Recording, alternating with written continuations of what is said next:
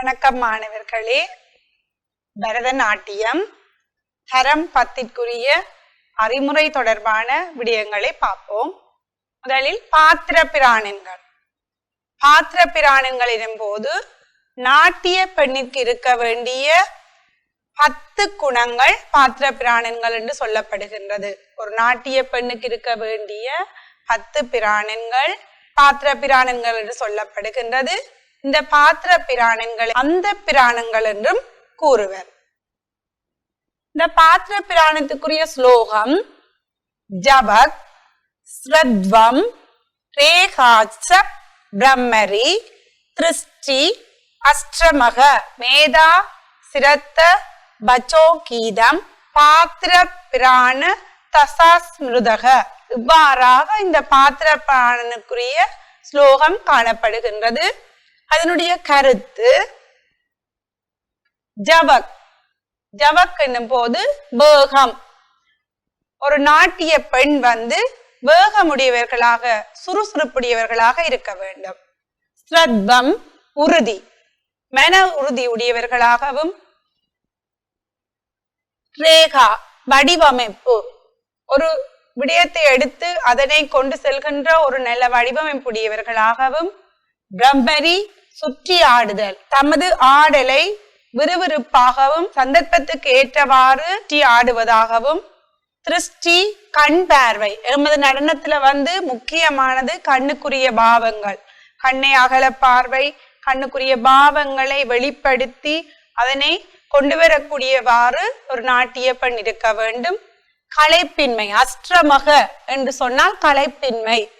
தொடர்ந்து இப்போ நீங்க உதாரணமாண்டா ஒரு வர்ணம் தொடங்கி முடியும் மட்டும் ஆட போறீங்கள் என்று சொன்னா அதை பயிற்சியின் ஊடாக களைப்பின்மையால் ஆடக்கூடிய ஒரு மன உறுதி இருக்க வேண்டும் நாட்டிய பெண்ணுக்கு. புத்தி கூர்மை. புத்தி கூர்மை எனும் போது ஒரு விடயத்தை எடுத்து அந்த விடயத்தை கருத்திற்கொண்டு வெளிப்படுத்தக்கூடிய ஒரு தன்மை இருக்க வேணும். ஸ்ரத்தா ஆர்வம். ஆர்வம் என்று சொன்னால் பரதநாட்டியத்துல நாங்கள் ஒரு ஆர்வம் இருந்தால்தான் நாங்கள் எங்களையும் வளர்த்துக் கொள்ளலாம், மற்றவர்களுக்கும் எமது ஆற்றலை வெளிப்படுத்தலாம். வசோ துல்லியமான உச்சரிப்பு. துல்லியமான உச்சரிப்பு எனும் போது நாங்கள் ஒரு ஸ்லோகத்தை எடுத்து நோக்கும் போது அந்த ஸ்லோகத்தை தெளிவாக உச்சரித்து அதனை வெளிப்படுத்துகின்ற தன்மை. கீதம் பாடும் ஆற்றல். இது குறிப்பாக பாடுகின்ற ஆற்றல் ஒரு நாட்டிய பெண்ணுக்கு இருக்க வேண்டும். இவ்வாறாக பாத்திர பிராணன்கள் அமைந்து காணப்படுகின்றது. நாங்க பார்க்க போறது பாத்திர பகைப்பிராணன்கள். ஒரு நாட்டிய பெண்ணுக்கு இருக்க வேண்டிய 8 அம்சங்கள் பாத்திர பகைப்பிராணன் சொல்லப்படுகின்றது. நாதமுள மத்தளம் சீருங்குழல் காணம் நவிலும் வீணை பேதமிலா சுதியுடனே கிண்கிணியும் கீதமிக பெரிதாய் வாழும் சாதுவாம் நட்டுவனும் நிறுத்தம் செய் மாதருக்கு தகமையாக ஓது பகைப்பிராணன் என்னும் மறுப்பினை திகந்தனும் உடைய மாதே. இவ்வாறாக பாத்திர பகைப்பிராணனுக்குரிய அம்சங்கள் காணப்படுகின்றது. இந்த பாத்திர பகைப்பிராணனுக்குரிய அம்சங்களாக மத்தளம், தாளம், குழல், வீணை, சுருதி, கிண்கிணி, கீதம், நட்டுவன். நட்டுவன் என்று நட்டுவாங்கம் செய்கிற நட்டுவன் ஆகிய 8 குணங்களும் நர்த்தகிக்கு இருக்க வேண்டிய பகைப்பிராணன்கள். ஒரு நர்த்தகிக்கு இருக்க வேண்டிய 8 குணங்களும் தான் பாத்திர பகைப்பிராணன்கள் என்று சொல்லப்படுகின்றது. அடுத்து தர்மிகள். தர்மிகள் 2 வகைப்படும். ஒன்று நாட்டிய தர்மி, லோக தர்மி. நாட்டிய தர்மி, லோக தர்மி என்று தர்மிகள் 2 வகைப்படும். உலக இயல்புக்கு சற்று அப்பாற்பட்டு கலை வடிவத்துக்கு முதலெடுக்கின்ற தர்மி நாட்டிய தர்மி. அதாவது உலக வழக்குக்கு சற்று அப்பாற்பட்டு கலை வடிவத்துக்கு முதலிடம் கொடுத்து ஒரு நாடக வழக்காக இடம்பெறுகிறது. உதாரணமாக கண்ணீர் சிந்துவதை போல் அபிநயம் மூலம் செய்து காட்டுவது. இப்ப நீங்க பாத்தீங்கள் என்று சொன்னா பிள்ளைகள் ஒரு குடத்தை எடுத்து நீர் அள்ள செல்லும் போது அந்த நீர் அள்ள செல்லுகின்ற தன்மை கற்பனை அதுல என்ன முத்திரைகள் பாவிக்க போறீங்கள், அதை எவ்வாறு அதை செயற்படுத்த போறீங்கன்ற ஒரு தன்மையை வந்து இந்த நாட்டிய தர்மியில நீங்கள் பார்க்கக்கூடியதாக இருக்கின்றது. கலை வடிவத்துக்கு முதலிடம் கொடுக்கிறது தான் நாட்டிய தர்மி. அடுத்து நாங்க உலோக தர்மி. எங்கட அன்றாட வாழ்க்கையில நாங்கள் ஒரு சம்பவத்தை செய்ய போறோம் என்று சொன்னால் இயல்பாக நாங்கள் அதை வெளிப்படுத்துகின்ற தன்மைதான் அது உலோக தர்மி என்று சொல்லப்படுகின்றது. எங்களுடைய பழக்க வழக்கங்கள், சம்பிரதாயங்கள், நம்பிக்கைகள், எண்ணக்கருக்கள் போன்ற வெளிப்பாடுகளை நடைமுறையில நாங்கள் அங்காசைவுகள் மூலம் இல்லாது உணர்வுகள் மூலம் இயற்கையாக செய்யப்படுகிறது. இயல்பாக செய்யப்படுகின்ற அங்க அசைவுகளை உணர்ந்து அவ்வாறே செய்யப்படுகிறது லோகதர்மி என்று சொல்லப்படுகிறது. இங்க வந்து மிகப்படுத்தப்பட்ட முத்திரைகளோ பாவங்கள் அபிநயங்கள் இங்கு இடம்பெறாது. அப்பதான் பார்த்து நீங்கள் நாட்டிய தர்மியில நாங்கள் ஒரு பெண் குடத்தை கொண்டு தண்ணியில போகும்போது அதுக்கு நாங்கள் மிகப்படுத்த அபிநயம் முத்திரைகள் பாவங்கள் அங்க கொடுக்குறோம். இங்க லோக தர்மியை நீங்கள் அந்த பாத்திரத்தை செய்யும் போது அதை அந்த இயல்பான ஒரு அந்த உடைய அமைப்போடு பாத்திரத்தில் கொண்டே தண்ணி அள்ளும் ஒரு நிகழ்ச்சியாகவே இந்த லோகதர்மி காணப்படுகின்றது.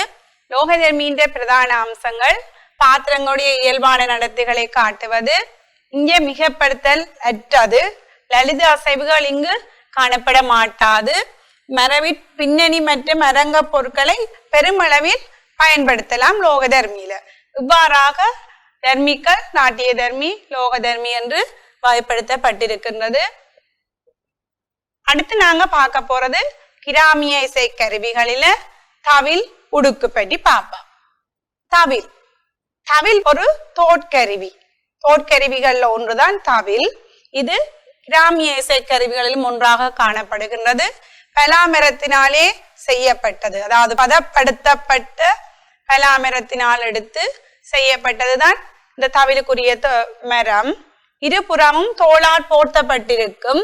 வலது பக்கம் வெலந்தலி என்று சொல்லியும் இடது பக்கம் தொப்பி என்று அழைப்பார்கள். அந்த தொப்பியில் மாற்றனை தடவப்பட்டிருக்கும்.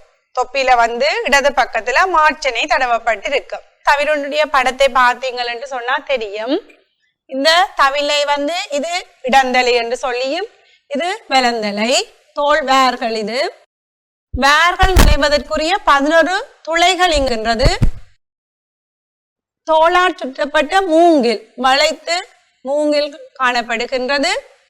இது மையவேர், இது இழுத்துக்கட்டு என்னும் சொல்றது மையவேர். இது பலாமரத்திலான உருளை. இந்த பெரிய உருளை தான் பலாமரத்தினாலே செய்யப்பட்ட உருளை. இவ்வாறாக தவிலுடைய படத்தை பார்க்கலாம். தவில வந்து நாங்கள் களியால வந்த களி வாசிக்கப்படுகின்ற களி வந்து திருவாத்தியால செய்யப்படுகிறது.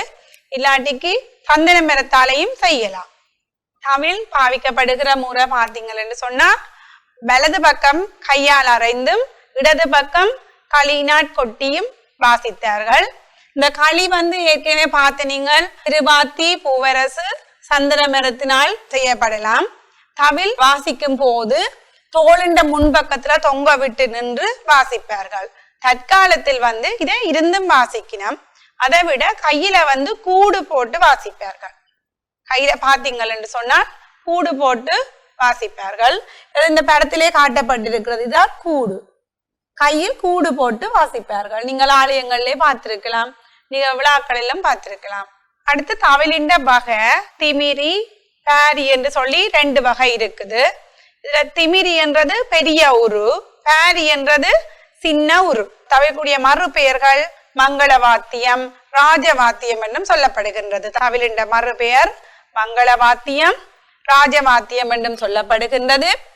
ஆலய வழிபாட்டில பாத்தீங்கன்னா அங்க வாத்தியம் என்று சொல்லிவினாம். அதை விட நாதஸ்வரத்தின் ஒரு துணைக்கருவியாகவும் இந்த தவில் காணப்பட்டு வருகின்றது. தவிலுக்குரிய கலைஞர்களை பார்க்கும்போது இந்திய கலைஞர்கள் என்று பார்க்க அம்மா சத்திரம் கண்ணுச்சாமி பிள்ளை, வலுவூர் முத்து வீரப்பிள்ளை போன்றவர்களும், இலங்கை கலைஞர்கள் என்று பார்க்கும்போது அளவையூர் தட்சிணாமூர்த்தி, இனிவில் சின்னராசா போன்ற கலைஞர்களையும் குறிப்பிடலாம். அடுத்து நீங்க பார்க்க போறது உடுக்கு. உடுக்கு தெரியும் உங்களுக்கு.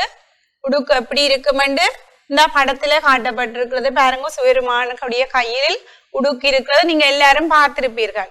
என்ன, இந்த உடுக்கின்ற மறு பெயர் தோட்பறை இருமுகப்பறை என்று சொல்லப்படுகின்றது. உடுக்கின்ற மறு பெயர் தோட்பறை, மற்றது இருமுகப்பறை. ஏன் தோட்பறை என்று சொல்றது? அது தோளால செய்யப்பட்டதால தோட்பறை என்று சொல்லியும், 2 முகங்கள் இருக்கிறால இருமுகப்பறை என்றும் இந்த உடுக்கு அழைக்கப்படுகின்றது. உடுக்கின்ற 2 வகை, சிற்றுடுக்கை, பேருடுக்கை. ஒன்று சிற்றுடுக்கை, மற்றது பேருடுக்கை. சிற்றுடுக்கை பார்த்தீங்கன்னா சிறப்பு என்னண்டா, சிவபெருமாண்ட கையில இருக்கிறது என்ன உடுக்கை? சிற்றுடுக்கை. சிவபெருமானிய கையில இருக்கிறது சிற்றுடுக்கை.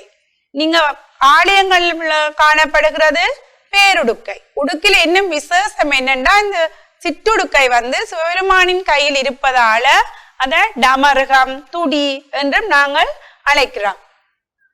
இந்த உடுக்கு வெண்கலம் அல்லது பித்தளையினால் தான் அது செய்யப்பட்டிருக்கும், அதனுடைய உடல் அமைப்பு.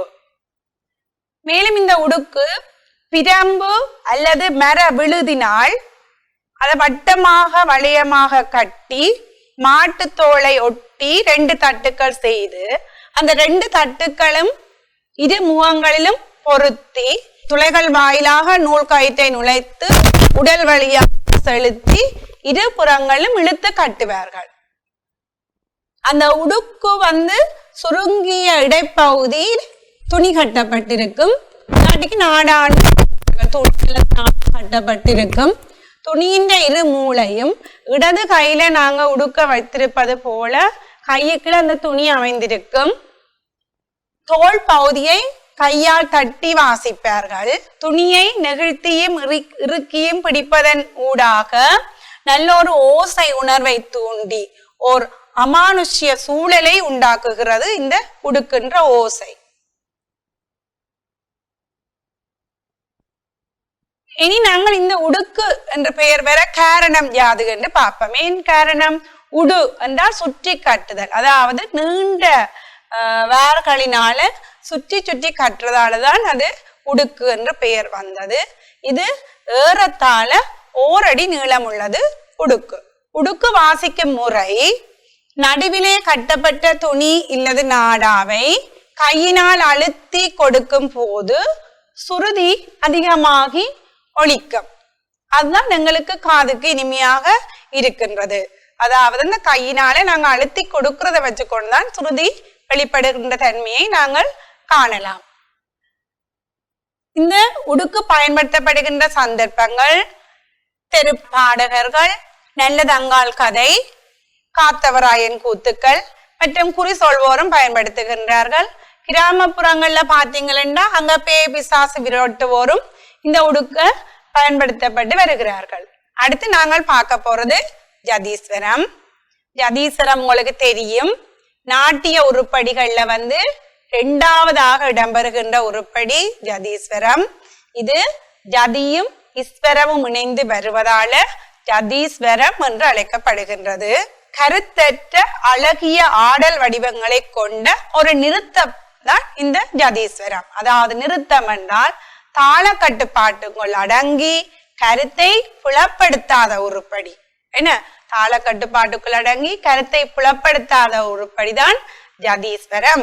இந்த ஜதீஸ்வரத்தை ஸ்வரமாலை என்றும் ஸ்வர பல்லவி என்று சொல்லியும் அழைப்பார்கள். இந்த ஜதீஸ்வரத்தை மெருகூற்றத்துக்காண்டி மெய்யடவுகள் செய்யப்படுகின்றது. ஜதீஸ்வரத்துல பல்லவி, அனுபல்லவி, சரணம் ஆகிய பகுதிகளையும் காணலாம். மேலும் ஜதீஸ்வரங்கள் பல ராகங்களிலே காணப்படுகின்றது. ஆரவி ஜதீஸ்வரம், கர்ஜானி ஜதீஸ்வரம், வசந்தா ஜதீஸ்வரம் என்றவாறு ஜதீஸ்வரங்கள் அமைந்து காணப்படுவதை நீங்கள் காணலாம். அடுத்த பிள்ளைகள் சிஷ்ய லட்சணம். சிஷ்ய லட்சணம் என்றா சிஷ்யர்களுக்கு இருக்க வேண்டிய லட்சணங்கள். அதாவது சிஷ்யர்கள் எவ்வாறு இருக்க வேண்டும், நல்ல விஷயங்களை கிரகித்து கொள்ளக்கூடியவர்களாக சிஷ்யர்கள் இருக்க வேண்டும். என நல்ல விஷயங்களை எடுத்து தேவையில்லாதவற்றை விட்டு நல்ல ஒரு பிரஜையாக, நாட்டுக்குரிய நல்ல பிரஜையாக வாழுபவர்கள்லாம் மாணவ பருவங்கள். அதே இந்த சிஷ்யர்கள் ஆசாரிடம் தாங்கள் கற்ற வித்தைகளை மேலும் விருத்தி செய்து அவற்றை மற்றவர்களும் பயன்படும் விதமாக அதை பயன்படுத்தி கொள்ள வேண்டும். அப்ப நீங்க பாத்தீங்களா, அற்புதமான புல்லை தின்று அருமையான பால் தருகின்ற அந்த பசு போல பசு என்ன செய்யறது, நாங்கள் கொடுக்கின்ற புல்லை தின்று, அதாவது பாத்தீங்கன்னா ஒரு பச்சை புல்லை சாப்பிட்டு எங்களுக்கு நல்ல சத்துள்ள ஒரு வெள்ளை பாலா தருது, எங்களுக்கு ஊட்டச்சத்துன்னு படிக்கிறீங்களே என்ன. அவ்வாறு நீங்களும் ஆசாடம் கட்ட வித்தைகளை மேலும் மேலும் விருத்தி செய்து அதை பிறருக்கும் பயன்படுமாறு ஆற்றலுடையவர்களாக நீங்க இருக்க வேண்டும். அடுத்து நாங்க பார்க்க போறது தாண்டவம். தாண்டவம் சிவபெருமானாலேயே ஆடப்பட்டதாக கூறப்படுகின்றது. திருக்கைலாயத்திலே சிவனுடைய தவத்தை கண்டு அதை ரசித்து அவருடைய நாட்டியத்தையே என்றும் ரசித்து கொண்டு இருக்கும் பேறு பெற்ற தண்டு என்ற மகரிஷிக்கு சிவனாலே உபதேசிக்கப்பட்டதுதான் தாண்டவம். சிவபெருமானால தண்டு என்று மகரிஷிக்கு உபதேசிக்கப்பட்டதால தாண்டவம் என்று பெயர் வந்தது. இந்த தாண்டவம் கம்பீரமும் விறுவிறுப்பு நிறைந்த ஆண்களுக்குரிய நடனம். இந்த தாண்டவங்கள் 108 உண்டு. அதில் சப்த தாண்டவங்கள் தான் நாங்க பார்க்க போறோம். சப்த தாண்டவங்கள் 7. இந்த தாண்டவங்கள் பஞ்சகிருத்திய தத்துவங்களை உணர்த்தி நிற்கின்றது. பஞ்சகிருத்திய தத்துவங்கள் என்று பார்க்கும்பொழுது படைத்தல், காத்தல், அழித்தல், அருளல், மறைத்தல் என்று சொல்லப்படுகின்ற 5 தொழில்களையும் இந்த தாண்டவங்கள் உணர்த்தி நிற்கின்றது. அதுல காத்தல் இன்ப காத்தல், துன்ப காத்தல் என்று 2 வகையாக காணப்படுகின்றது. அதாவது உயிர்களுடைய நல்வினை தீவினைகளுக்கு ஏற்ப இறைவன் அவர்களை அருள் கொள்கிறதான் இன்ப காத்தல், துன்ப காத்தல். இவ்வாறு தனித்தனியாக 5 தொழில் உணர்த்துகின்ற தாண்டவங்களை விட 5 தொழில்களையும் ஒரே தாண்டவத்தை உணர்த்துகிறது ஆனந்த தாண்டவம் காணப்படுகின்றது. இந்த ஆனந்த தாண்டவத்தை பற்றி பார்ப்போம். அதற்கு முதல் சப்த தாண்டவங்கள் என்னன்னு நீங்க பாருங்க. ஆனந்த தாண்டவம், முனி தாண்டவம், கௌரி தாண்டவம், சந்தியா தாண்டவம், திரிபுர தாண்டவம், ஊர்த்துவ தாண்டவம், சம்கார தாண்டவம். இதில் ஆனந்த தாண்டவம் குனித்த புருவமும் கொவ்வை செவ்வாயும் குமிழ்ந்த சிரிப்பும் ஆகாய கங்கையால் பனித்த சடையும் பவளம் போல் மேனியும், அந்த மேனியை அழகுபடுத்துகின்ற வெண்ணீரும் இனித்த முடிய எடுத்த பொற்பாதத்தையும் காணும் பேறு கிட்டுமானால் தான் எத்தனை முறை வேண்டுமென்றாலும் மனித பிறவி எடுப்பதாக திருக்கைலாயத்திலே ஆனக்கூத்தரின் ஆனந்த தாண்டவத்தை கண்டு அப்பர் சுவாமிகள் மிகவும் சிறப்பாக பாடியுள்ளார் இந்த ஆனந்த தாண்டவத்தை. இந்த ஆனந்த தாண்டவத்தை பார்த்தீங்கன்னு சொன்னால் படைத்தல், காத்தல், அழித்தல், அருளல், மறைத்தல் என்று சொல்லுகின்ற 5 தொழில்களையும் உணர்த்தி நிற்கின்றது. படைத்தல் உடுக்கு ஏந்திய கரம் படைத்தலை குறிக்கின்றது. படைத்தல், காத்தல் அபயகரக்கை காத்தலை குறிக்கின்றது. அழித்தல் இந்த தீ ஏந்திய கரம் அழித்தலை குறிக்கின்றது. அருளல் தூக்கிய திருவடி அருளல். மறைத்தல் முயலகன் மீது ஊன்றிய திருவடி, கீழே முயலகன் இருக்கிறார் என்ன, இந்த முயலகன் மீது ஊன்றிய திருவடி மறைத்தலாக 5 தொழில்களை உணர்த்துகின்ற தாண்டவம் தான் இந்த ஆனந்த தாண்டவம். இதுல நீங்க பார்த்தீங்க காத்தல் என்று சொன்னால் என்ன, அபயகரம் தான் எங்கட சிவபெருமானுடைய அபயகர கை, காத்த தொல்லை செய்கின்ற கை. இவ்வாறாக படைத்தல், காத்தல், அழித்தல், அருளல், மறைத்தல் என்று சொல்லப்படுகின்ற 5 தொழில்களை உணர்த்தி நிற்கின்ற இந்த ஆனந்த தாண்டவம் எங்க நடைபெறுகிறது? சிதம்பரத்திலே கனக சபையில் இது நடைபெறுகின்றது. இது இந்த தொழில் 5 தொழில்களை உணர்த்தும் தொழிலாக காணப்படுகின்றது. அடுத்து காளிகா தாண்டவம். இந்த காளிகா தாண்டவத்தை நாங்கள் முனி தாண்டவம் என்னும் சொல்லுவோம். இது திருநெல்வேலியில தாமிர சபையில நடைபெற்றிருக்கின்றது. இது இந்த தொழில் படைத்தல் தொழில். காளிகா தாண்டவம் ஆடியதுக்குரிய காரணம் ரிஷிகளினுடைய கர்வத்தை அழிப்பதற்காக ஆடியது காளிகா தாண்டவம். கௌரி தாண்டவம் திருப்புத்தூரிலே ஆடப்பெற்றது. காத்தல் தொழிலை, அதாவது காத்தல்ல நாங்க முதல் பார்த்து நாங்கள் இன்ப காத்தல், துன்ப காத்தல்ல கௌரி தாண்டவம் என்னத்தை உணர்த்துது? துன்ப காத்தல. இதுக்கு ஆடியதுக்குரிய அந்த காரணம் கௌரி அம்மையினுடைய விருப்பத்தை நிறைவேற்றுவதற்காக கௌரி தாண்டவம் ஆடப்பட்டது. சந்தியா தாண்டவம். இந்த சந்தியா தாண்டவம் மதுரையில வெள்ளியம்பலத்திலே ஆடப்பட்டது. வெள்ளியம்பல ராஜித சபையில் ஆடப்பட்டது. இது இன்ப காத்தல தொழிலை செய்கின்றது. சந்தியா தாண்டவம் இன்ப காத்த தொழிலை செய்கின்றது. இது ஆடியதற்குரிய காரணம் ரிஷபதேவனின் இரு கொம்புகளுக்கு இடையில் கைலை மலையில் மாலை நேரத்தில பார்வதி தேவியை ரத்தின சிம்மாசனத்திலே அமரச் செய்து பார்வதி தேவி மகளும் பொருட்டு பாம்புகளை அணிந்து ஆடியதுதான் சந்தியா தாண்டவம். ஊர்த்வ தாண்டவம் இது திருவாலங்காட்டில் ஆடப்பட்டது. இது சபை சித்திர சபை அருளல் தொழிலை உணர்த்தி நிற்கின்றது. காடியோடு ஆடப்பட்டதாக கூறப்படுகின்றது. திரிபுர தாண்டவம். திரிபுர தாண்டவம் திருக்குற்றாலத்திலே ஆடப்பட்டது. சித்திர சபையில் ஆடப்பட்டது. தொழில் மறைத்தல் தொழில். திரிபுரங்களை எரித்த போது அந்த வெற்றி களிப்பிலால் ஆடப்பட்டதுதான் திரிபுர தாண்டவம். சம்கார தாண்டவம். சம்கார தாண்டவம் சுடுகாட்டிலே அழித்தல் தொழிலை செய்வதற்காக ஆடப்பட்டது. ஆடிய சந்தர்ப்பம் மயானத்திலே இருண்ட நள்ளிரவில் பூதகணங்களோடு ஆடப்பட்டதுதான் சம்கார தாண்டவம். இவ்வாறாக தாண்டவங்கள் அமைந்து காணப்படுகின்றன. அடுத்து நாங்கள் லாஸ்யம். லாஸ்யம் மென்மையான கரண அங்ககாரங்களுடன் சிருங்காரம், கருணை என்பவற்றை முக்கிய சுவையாக கொண்டு லலிதமாகவும் மிருதுவாகவும் பெண்களால் ஆடப்படுகின்ற நடனம் லாஸ்யம் என்று சொல்லப்படுகின்றது. இந்த லாஸ்யத்தினுடைய முக்கிய தேவதை பார்வதி. லாஸ்யத்துல அழகு, அருள், நளினம், அங்க சுத்தம், சௌஷ்டவம் முதலியவை இந்த நடனத்தில் முக்கிய இடம் வகிக்கின்றது. லாஸ்யத்துல பாத்தீங்கன்னா அங்க அபிநயத்துக்குத்தான் முக்கியத்துவம் கொடுக்கப்படுகிறது. அபிநயத்துக்கு முக்கியத்துவம் கொடுத்து குலைவுடன் கூடியதான ஒரு அங்க சுத்தம் அங்கு காணப்படுகின்றது. தாண்டவத்துக்கும் லாஸ்யத்துக்கும் தனித்தனி அசைவுகளோ அடவுகளோ இல்லை. அவைகளை நாங்கள் கையாளுகின்ற முறையில் தான் அது அமைந்து காணப்படுகின்றது.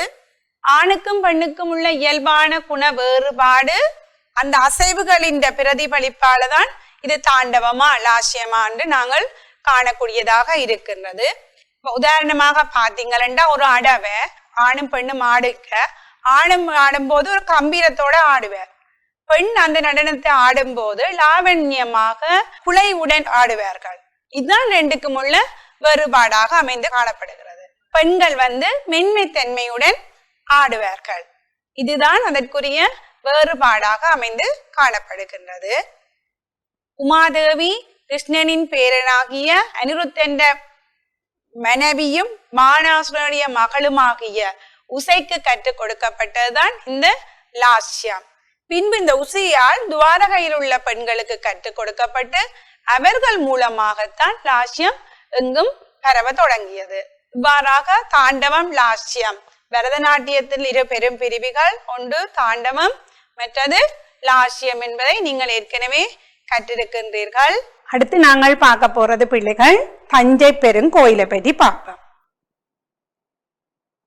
தஞ்சை பெருங்கோயில் உங்களுக்கு தெரியும். தஞ்சை பெருங்கோயில் சோழர் காலத்துக்குரிய கோயில். சங்க காலம், சங்கமரிவிய காலம், பல்லவர் காலம், அடுத்தது சோழர் காலம். என்ன கிறிஸ்துவுக்கு பிற்பட்ட 9ஆம் நூற்றாண்டு தொடக்கம் கிறிஸ்துவுக்கு பிற்பட்ட 12ஆம் நூற்றாண்டு வரையான காலப்பகுதி தான் சோழர் காலம்.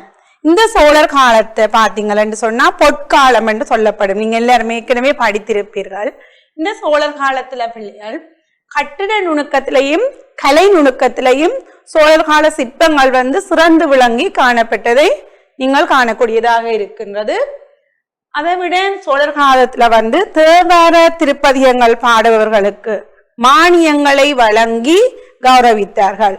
12 ஆழ்வார்கள் பாடிய 4000 திவ்ய பிரபந்தங்களும் இசையமைக்கப்பட்டது சோழர் காலத்திலே.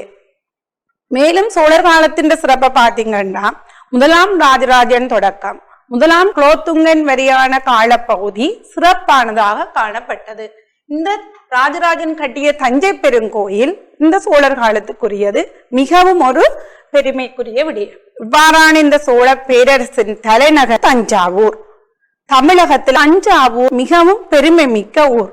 தெற்காசியாவின் பெரும்பான்மையான நாடுகளின் தலைமை தஞ்சை. இங்க பாத்தீங்கன்னா தன்சகசை, அதாவது காவேரியின் குளிர்ச்சியும் வளமும் நிறைந்த இடம்தான் தஞ்சை.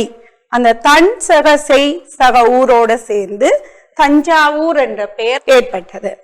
இவ்வாறான இந்த சோழர் காலத்திலே இருந்த தஞ்சாவூரில் கிறிஸ்துவுக்கு பிற்பட்ட 957 தொடக்கம் கிறிஸ்துவுக்கு பிற்பட்டு 973 வரை சோழ நாட்டை ஆண்ட சுந்தர சோழனுக்கும் சேர நாட்டு வானவன் மாதவிக்கும் இரண்டாவது மகனாக பிறந்தவர் தான் அருள்மொழித்தேவர். இந்த அருள்மொழித்தேவர் ஆதித்ய கரிகாலனுடைய இறப்புக்கு பிறகு சோழ மக்கள் அருள்மொழித்தேவரை ஆட்சி பீடம் ஏறும்படி விரும்பினார்கள். ஆனால் அருள்மொழித்தேவர், அதாவது தனது சிற்றப்பாவான மதுராந்தகன் ஆட்சி ஏற்க விரும்பியதை அறிந்து அவருடைய சித்தப்பாவை ஆட்சி பீடம் ஏறச் செய்து மதுராந்தகன் 15 ஆண்டுகள் ஆட்சி செய்து அவருடைய மரணத்தின் பின்பு கிறிஸ்துவுக்கு பிற்பட்ட 985 அருள்மொழித்தேவர் சிம்மாசனத்தை ஏற்றார். இவ்வாறு அவர் சிம்மாசனத்தை ஏற்ற போதுதான் அவருக்கு ராஜராஜன் என்ற பட்டம் வழங்கப்பட்டது. ராஜராஜனுக்கு பல மனைவிமார்கள் இருந்தாலும் அவர் பட்டத்தரசியாக லோகமகாதேவியே பட்டத்தரசியாக இருந்தார். இவ்வாறாக ராஜராஜன் தனது ஆட்சியை சிறப்பாக செய்தான். இவருடைய குரு கருவூர் சித்தர். இவ்வாறாக பல்லவர் ஆட்சிக்கு பிறகு ஆட்சி பொறுப்பை ஏற்ற இந்த ராஜராஜன் தன்னுடைய ஆட்சியில யுத்தம், விரோதம் எல்லாம் தனது ஆட்சிக்கு தன்னுடைய வளர்ச்சியை குன்றச் செய்யும் என்று எண்ணி கலாச்சாரம், கலைகள், சமயம், கல்வி என்பவற்றை தன்னுடைய ஆட்சிக்கு கொண்டு வந்தான். இவ்வாறாக கொண்டு வந்ததாலதான் தஞ்சாவூர் கலைகளுக்கு ஒரு இருப்பிடமாக விளங்குகின்றது. ராஜராஜனை நீங்க பார்த்திருப்பீங்களே, என்னுடைய முகத்தோட்டம், கம்பீரம், அவருடைய திறமையை வெளிக்காட்டுவதை நீங்க அந்த படத்துல பார்க்கலாம். தஞ்சை பெருங்கோயிலுடைய சிறப்புகளை பார்ப்போம் என்று சொன்னா, கச்சிப்பேட்டு பெரியதளியின் பேரழகில் மயங்கி ராஜராஜனாலே கட்டப்பட்டதான் இந்த தஞ்சை பெருங்கோயில். இது கிறிஸ்துவுக்கு பிற்பட்ட 1003, 1004 தொடங்கி 1010 ஆண்டு கட்டி முடிக்கப்பட்டது. இந்த கோயில் கல்வெட்டுக்கள் இந்த கோயில் கட்டப்பட்ட இடத்தை ராஜராஜீச்சரம் என்று அழைக்கப்பட்டது. பின்பு ஆரம்பத்தில் ராஜராஜேஸ்வரம் என்று சொல்லியும், தஞ்சை நாயக்கர்கள் ஆண்ட போது தஞ்சை பெருவுடையார் கோயில் என்று சொல்லியும், 17ஆம் 18ஆம் நூற்றாண்டில் மராட்டிய மன்னர்களால் ஆளப்பட்ட போது பிரகதீஸ்வரம் என்றும் இக்கோயில் அழைக்கப்பட்டது. ராஜராஜேஸ்வரம் என்று சொல்லி தஞ்சை பெருவுடையார் கோயில், பிரகதீஸ்வரம் என்றும் இக்கோயில் அழைக்கப்பட்டது. இவ்வாறாக கட்டிய ராஜராஜ சோழனுடைய விருது பெயர்களை நாங்க பார்ப்போம். பிள்ளையாள் அபயகுலசேகரன், சிங்களாந்தகன், மும்முடி சோழன், சிவபாதசேகரன், பாண்டிக்குலாசினி, சத்திரிய சிகாமணி, கேரளாந்தகன், சோழகுலசுந்தரன், சத்ரு புஜங்கன், உலகலாந்தகன், திருமுறை கண்ட சோழன். இவ்வாறாக எல்லாம் அவருடைய விருது பெயர்களை நாங்கள் பார்க்கலாம். இவ்வாறாக கட்டப்பட்ட இந்த கோயில் தென்னாட்டு கோயில்களே மிகவும் உயர்ந்த விமானத்தை உடையதால இந்த கோயிலை பெரிய கோயில் என்றும் அழைக்கப்படுகிறது. இக்கோயிலை கட்டிய தலைமை சிற்பி வீர சோழன் குஞ்சிரமல்லனான ராஜராஜ பெருந்தச்சர். இக்கோயிலின் பீடம் முதல் சிகரம் வரை தனி கருங்கற்களாலே ஆக்கப்பட்டிருக்கின்றது. 1886ஆம் ஆண்டு கீல்ஸ் என்ற ஜெர்மன் அறிஞர் இந்த கோயிலுடைய படிக்கட்டுகளை எடுத்து படித்து இக்கோயிலை ராஜராஜன் தான் கட்டினார் என்பதை முதல் உலகுக்கு அறிமுகப்படுத்தினார். இவ்வாறு பண்டைய தமிழர்கள் போற்றி வளர்த்த கலைகளான கட்டடக்கலை, சிற்பக்கலை, ஓவியக்கலை இசை மற்றும் நடனக்கலை அனைத்தும் ஒருங்கிணைந்த ஒரு கோயிலாக இந்த தஞ்சை பெருங்கோயில் காணப்படுகின்றது. இந்த கோயிலுடைய விமானத்தின் சிறப்பை பார்ப்போம் என்று சொன்னால், நீங்க பார்த்திருப்பீங்க, நீங்க போற கோயில்களில் எல்லாம் பார்த்திருப்பீங்க, கருவறைக்கு மேல ஒரு சின்ன விமானம், வாசல்ல ஒரு பெரிய கோபுரம் இருக்கும். ஆனா இங்கு பாத்தீங்கன்னு சொன்னா மிகவும் உயர்ந்த விமானம். அந்த ராஜராஜன் கருவறைக்கு மேலேயே மிகவும் உயர்ந்த விமானத்தை கட்டி இந்த கோயிலுடைய பெருமையை தேடி தந்திருக்கிறார். இந்த கோயிலின் நெடுந்துயர்ந்த விமானத்தின் பெயர் தட்சிணமேரு. தட்சிணமேரு. இது 216 அடி. இந்த விமானம் முழுவதும் நீங்க பாத்தீங்கன்னா தெரியும், இதான் இந்த கோயிலுடைய விமானம். இது 216 அடி உயர முடியாது இந்த விமானம். இதைத்தான் தட்சிணமேரு என்று சொல்லுவார்கள். இது கருவறைக்கு மேல இந்த விமானம் இருக்குது. இந்த கருவறைக்கு மேல உயர்ந்த விமானம் இருந்ததாலதான், எங்களுக்கு ஒரு மாறுபாடான அமைப்பாக இருந்ததாலதான் யுனெஸ்கோ நிறுவனம் இதை ஒரு பாரம்பரிய சின்னமாக அறிவித்திருக்கின்றது. விமானத்தை பற்றி ஒட்டக்கூத்தர் தக்கஜாக பெரணியிலே குறிப்பிட்டிருக்கின்ற. மற்றது இந்த விமானத்தை பாத்தீங்கன்னு சொன்னா இது கூர்நுனி கோபுரமாக இருக்கு. இந்த விமானத்தின் நுனி பாத்தீங்கன்னா அந்த எகிப்தியருடைய பிரமிட்டுகளை போல கூர் நுனியாக காணப்படுகின்றது. இவ்வாறான இந்த தஞ்சை பெருங்கோயிலினுடைய கட்டடம் 150 அடி நீளம் கொண்டது. பாருங்க படத்துல, இந்த நீளம் 150 அடி நீளம் கொண்டது இந்த கோயிலினுடைய நீளம். மேலும் பெருமை தேட தரக்கூடியது என்னண்டா, அங்க இருக்கிற லிங்க திருமேனி, அந்த பெரிய லிங்க திருமேனி 13 அடி உயரம். இந்த லிங்க திருமேனியின் உயரம் 13 அடி. நீங்க படத்துல பாத்தீங்கன்னா உங்களுக்கு தெரியும், 13 அடி உயரம் இருக்கின்றது. அடுத்து இந்த கோயில்ல இருக்கிற நந்தி, ஆரம்பத்துல இருந்த நந்தி 14 மீட்டர் உயரம், 7 மீட்டர் நீளம், 3 மீட்டர் அகலமுடைய நந்தி. இது தற்போது பாத்தீங்கன்னா அங்க இருக்கிற வராகி அம்மன் கோயிலுக்கு அருகிலே இருக்கிறது. ஆனா இப்ப இருக்கிற நந்தி இது நாயக்கர் காலத்துல வைக்கப்பட்ட நந்தி. 18 மீட்டர் நீளமும் 12 அடி உயரமும் 8 மீட்டர் அகலமும் உடைய ஒரே கல்லாலான நந்தி. படத்துல பாத்தீங்கன்னா தெரியும். இவ்வாறாக இந்த ராஜராஜன் சோழன் பெரிய விமானம், பெரிய லிங்கம், பெரிய நந்தி, அதே அவருடைய கலை நயத்தை எங்களுக்கு வெளிப்படுத்துகின்றது. இதற்கு பிறகு கோயிலின் தாழ்வாரம், நந்தி மண்டபம், கருவூர் தேவர் கோயில், சுப்பிரமணியர் கோயில் எல்லாம் பிற்காலத்தில் கட்டப்பட்டவை. மேலும் பாத்தீங்கள் சொன்னா கோயிலை சுற்றி அகழி, மற்ற கோட்டை, கொத்தளங்கள் எல்லாம் நாயக்கர் காலத்துல கட்டப்பட்டிருக்கின்றது. இனி நாங்கள் அங்க இருக்கிற கரண சிற்பங்களை பாத்தீங்கன்னு சொன்னா, நீங்க ஏற்கனவே பார்த்தீங்க இந்த விமானம் என்ன, அந்த விமானத்துல 2வது தளத்துல கரண சிற்பங்கள் காணப்படுகின்றது. அங்க இருக்கிற கத்தூன்கள்ல நடன மங்கையர்கள் உருவம் செதுக்கி வைக்கப்பட்டிருக்கின்றது. மேலும் ஸ்ரீ விமானத்தின் 2வது தளத்துல நாட்டியத்தில் 108 கரண சிற்பங்கள் செதுக்கப்பட்டிருக்கின்றது. அதுல 81 சிற்பங்கள் செதுக்கப்பட்டு மிகுதி 27 சிற்பங்களுக்குமான பாறைகள் விடப்பட்டிருக்கின்றது. மேலும் 400 ஆடல் மகளிர் இத்தலத்துல இருந்தவாறு இறைவனுக்கு மலரஞ்சலி செலுத்தி இருக்க கூடுமாறு படங்களும் அங்க சித்தரித்து காட்டப்பட்டிருக்கின்றது. இவ்வாறான இந்த கோயில்ல இயல், இசை, நாட்டியம் என்னும் முத்தமிழும் புறமொழிகளோட இணைந்து வளர்ந்த ஒரு உன்னத இடத்தை நாங்கள் காணக்கூடியதாக இருக்கின்றது. இதனை நாங்கள் கல்வெட்டுக்கள், சுவடி நூல்கள், சிற்பங்கள், ஓவியங்கள் என்று பல்வேறு சான்றுகள் மூலம் நாங்கள் காணக்கூடியதாக இருக்கின்றது. மேலும் பிள்ளைகள், திருப்பதிக விண்ணப்பம், அதாவது தேவார முதலிகள் உங்களுக்கு தெரியும், சம்பந்தர், சுந்தரர், திருநாவுக்கரசர் ஆகிய தேவார மூவர்க்கும் இவ்வாலயத்திலே செப்ப திருமேனிகள் எடுக்கப்பெற்று வழிபாடுகள் இடம்பெற்றிருக்கிறது. அதை விட மேலும் சிறப்பு பார்த்தீங்கன்னு சொன்னா, இந்த மூவர் தேவார பாடல்களையும் நாளும் பாடுவதற்கு என்று சொல்லி பதிகம் பாடுவோர் 48 பேர், உடுக்கை வாசிப்போர் ஒரு ஆள், பொட்டி மத்தளம் வாசிக்க ஒருவர் என 50 பேர் நியமிக்கப்பட்டதை கல்வெட்டுக்கள் ஊடாக நாங்கள் காண்கின்றோம்.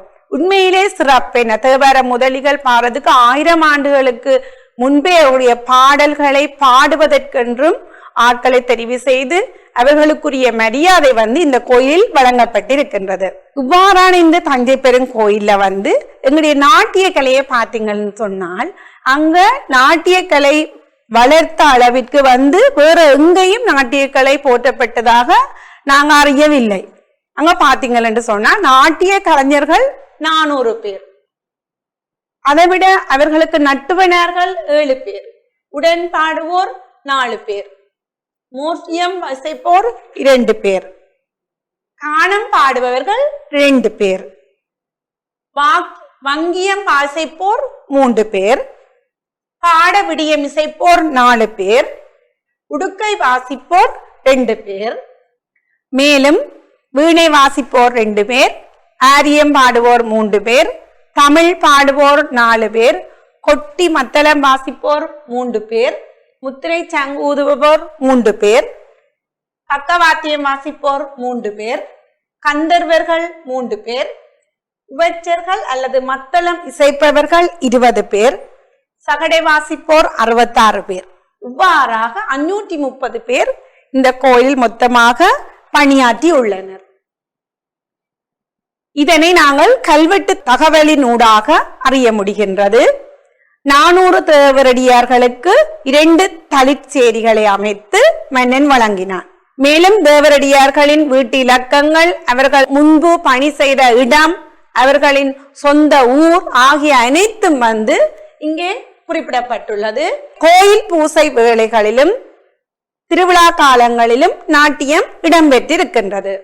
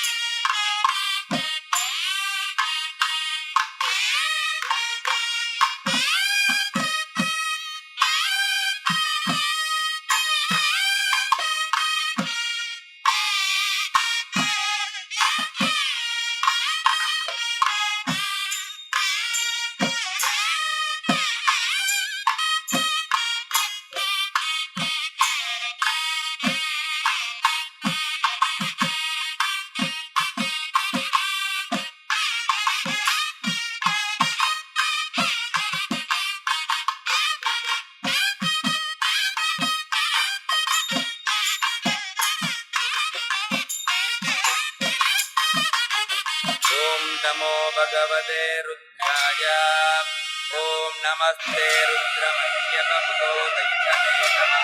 அடுத்து ஆடல் மகளிருக்கு பரம்பரை உரிமை இருக்குது.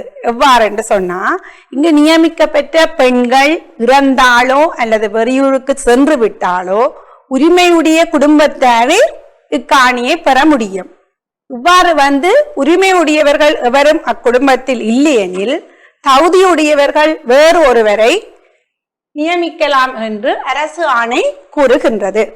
இவ்வாறான இந்த தஞ்சை பெருங்கோயிலில் மிகவும் அடுத்த விசேடமானது பார்த்தீங்கன்னா, அங்கு நவசந்தி நாட்டியம் இடம்பெறுகிறது. கோயில் பூசை வேளைகளில் நவசந்தி நாட்டியம் இடம்பெற்றிருக்கின்றது. அதை நீங்க இந்த படத்துல பார்க்கலாம். இனி இவ்வாறாக கட்டப்பட்ட இந்த தஞ்சை பெருங்கோயிலின் மலர்ந்த இலக்கிய படைப்புகளை நாங்க பார்ப்போம் என்று சொன்னால், அங்கு கரூர் தேவர் அருளிய திருவிசைப்பா, அருணகிரிநாதரின் திருப்புகள், கொட்டையூர் சிவக்கொழுந்து தேசிகரின் தஞ்சை பெருவுடையான் உலா, தஞ்சை பெருவுடையார் மாலை, பிரகதீஸ்வரர் குறவஞ்சி, வண்ணச்சரபம் தண்டபாணி சுவாமிகளின் தஞ்சை பெரிய சிவனார் பதிகம், மூனா கோவண்ணா ராமன் தஞ்சை பெருவுடையார் மாலை, இவ்வாறாக மலர்ந்த இலக்கிய படைப்புகளை நாங்கள் பார்க்கலாம். அதைவிட சமஸ்கிருத நூல்கள் என்ற அடிப்படையில் பிரகதீஸ்வரர் மகாத்மியம், சமீவன மகாத்மியம், இவை தவிர 20 மற்றும் 21ஆம் நூற்றாண்டுகளில் பல சிறு நூல்களும் பெருநூல்களும் இக்கோயிலில் பற்றி வெளிவந்துள்ளன. இவ்வாறாக அடுத்து நாங்கள் அங்கு இடம்பெற்ற நாடகத்தை பற்றி பார்த்தீங்கன்னு சொன்னா ராஜராஜேஸ்வர நாடகம். இது 2ஆம் ராஜேந்திர சோழன் கல்வெட்டுல இதை பற்றி குறிப்பிட்டிருக்கின்றது.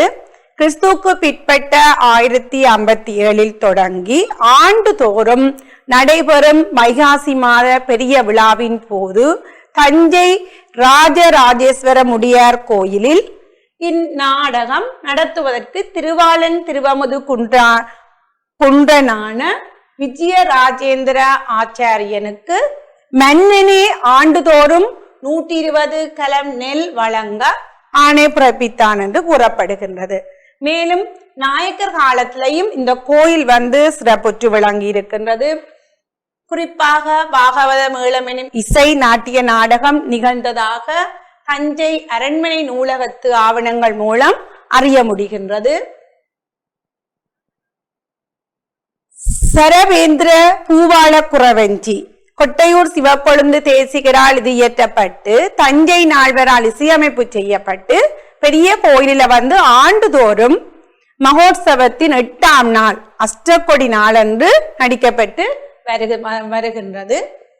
பின்னாளில் நால்வர் மரபை சேர்ந்த கிட்டப்பா பிள்ளை அவர்கள் 2ஆம் நூற்றாண்டின் மத்திய காலம் வரை பூவாள குறவஞ்சி நாட்டிய நாடகத்தை நடத்தி வந்தார்கள்.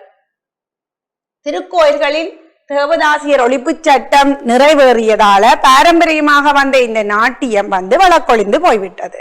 இவ்வாறாக மலர்ந்த இந்த தஞ்சை பெருங்கோயில் தன்னுடைய 1000ஆம் ஆண்டு நிகழ்வை கண்டுகொண்டது. அதாவது தன்னுடைய 1000ஆம் ஆண்டு நிகழ்வை 2010ஆம் ஆண்டு செப்டம்பர் மாதம் 25, 26 ஆகிய 2 நாட்களிலும் மிகவும் கோலாகலமாக நடத்தப்பட்டது. அதில் பாத்தீங்கள் என்று சொன்னா பத்மா சுப்பிரமணியம் அம்மையாருடைய தலைமையில 1000 நடன கலைஞர்கள் கலந்து சிறப்பித்தார்கள். நீங்க படத்துல பார்க்கலாம். 1000 நடன கலைஞர்கள் பத்மா சுப்பிரமணியத்துடைய தலைமையில இந்த 1000ஆம் ஆண்டு நிகழ்வை கொண்டாடுவதை நாங்கள் காணக்கூடியதாக இருக்கின்றது.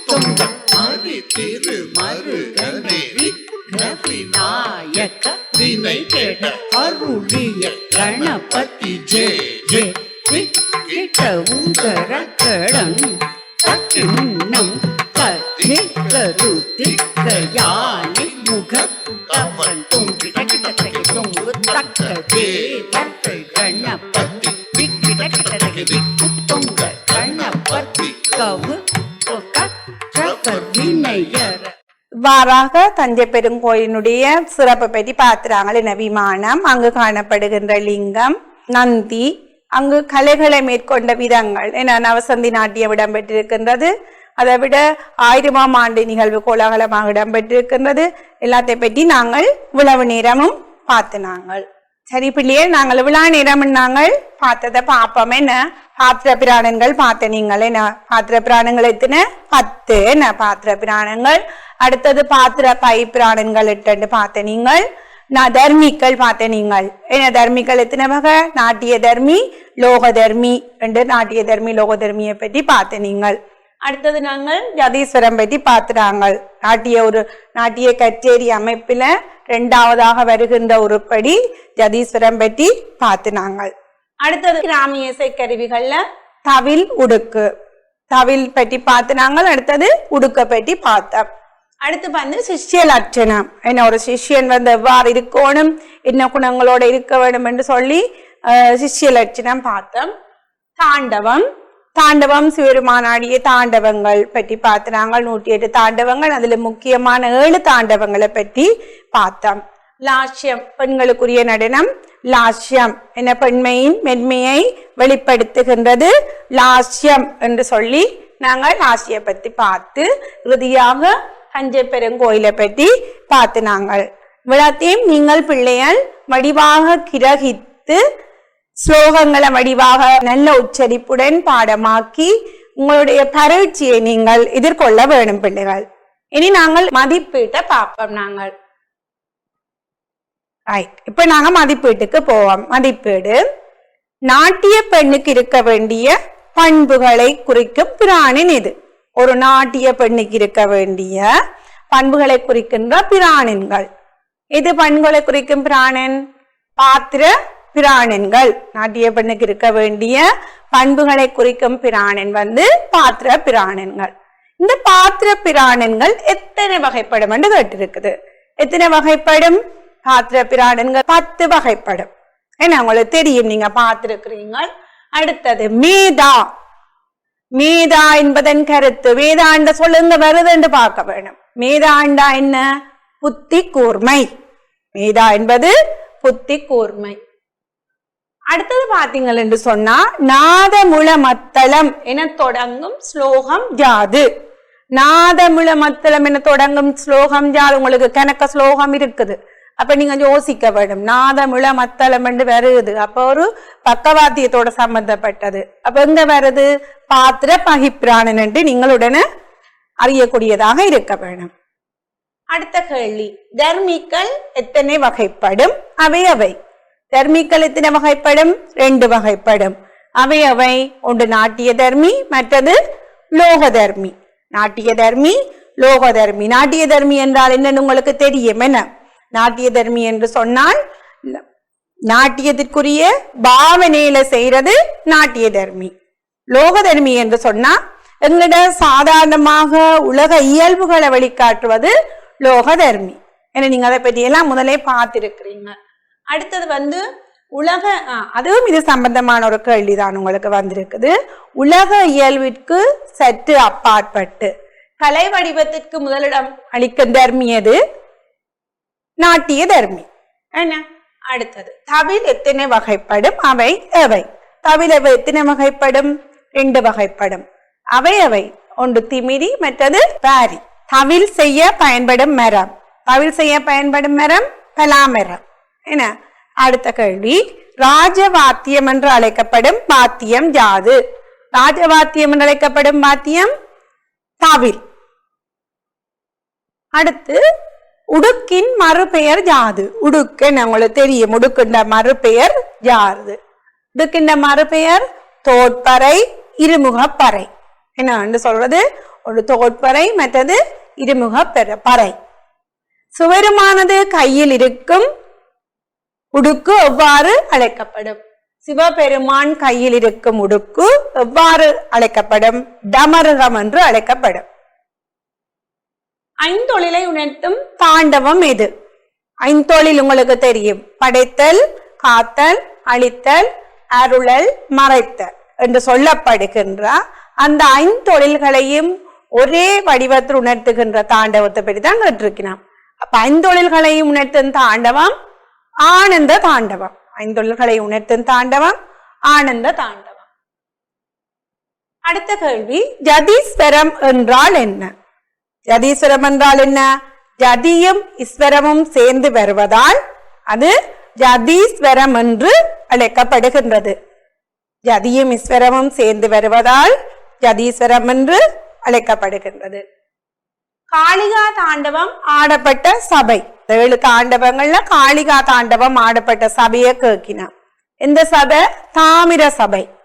காளிகா தாண்டவம் ஆடப்பட்ட சபை தாமிர சபை. நடனத்தின் 2 பெரும் பிரிவுகளும் அவை. 2 பிரிவு நடனத்தின் பெரும் பிரிவுகள். ஒன்று தாண்டவம், மற்றது லாஸ்யம். அடுத்த கேள்வி பாருங்க, தஞ்சை பெருங்கோயில் யாரால் கட்டப்பட்டது? தஞ்சை பெருங்கோயில் யாரால் கட்டப்பட்டது? ராஜராஜ சோழனால் கட்டப்பட்டது தஞ்சை பெருங்கோயில். எத்தனையாம் நூற்றாண்டு கட்டப்பட்டது? 10ஆம் நூற்றாண்டு கட்டப்பட்டது. இக்கோயிலின் ஸ்ரீ விமானத்தின் பெயர் யாது? அந்த கோயில் இருக்கிற பெரிய விமானம் படிச்ச நீங்கள் என்ன? இந்த விமானத்தின் பெயரை கேட்டிருக்கிறான். என்ன பெயர்? தட்சணமேரு விமானத்தின் பெயர். பெரிய லிங்க திருமேனியின் உயரம் யாது?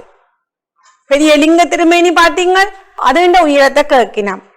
13 அடி உயரமுடையது பெரிய லிங்க திருமேனியின் உயரம். ராஜராஜ சோழனின் விருது பெயர்கள் 2 கேட்டிருக்கிறான். ஒன்று கேரளாந்தகன், இன்னும் ஒரு பெயர் என்ன சொல்லுங்க பாப்பம்? அருள்மொழி தேவன். என்னுடைய விருது பெயர்கள் கேரளாந்தகன், அருள்மொழி தேவன், உலகலாந்தகன் இதெல்லாம் இவருக்கு கணக்க பெயர் நாங்கள் பார்த்து. நாங்கள் தஞ்சை பெருங்கோயில் 1000ஆம் ஆண்டு விழா எத்தனையாம் ஆண்டு இடம்பெற்றது? 1000ஆம் ஆண்டு விழா எத்தனையாம் ஆண்டு இடம்பெற்றது?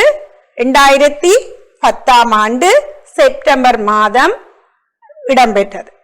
நல்லது மாணவர்களே, நாங்கள் இவ்வளவு நேரமும் தரம் 10 உள்ள அறிமுறை சார்பான விடயங்கள் பார்த்து. நாங்கள் பாத்திர பிராணன்கள், பாத்திர பைப்பிராணன்கள், நாட்டிய தர்மி, லோக தர்மி, ஜதீஸ்வரம், கிராமிய இசை கருவிகள்ல தவில் உடுக்கு, சிஷ்ய லட்சணம், தாண்டவம், லாஸ்யம், தஞ்சை பெருங்கோயில் இவ்வளவு நாங்கள் பார்த்து. நாங்கள் இதை நீங்கள் நன்கு கிரகித்து படித்து உங்கள் பரீட்சையை எதிர்கொள்ள வேண்டும் என உங்களை கேட்டுக்கொண்டு இன்னுமொரு நிகழ்ச்சியில் நான் உங்களை சந்திக்கும் வரை விடைபெற்றுக் கொள்கின்றேன்.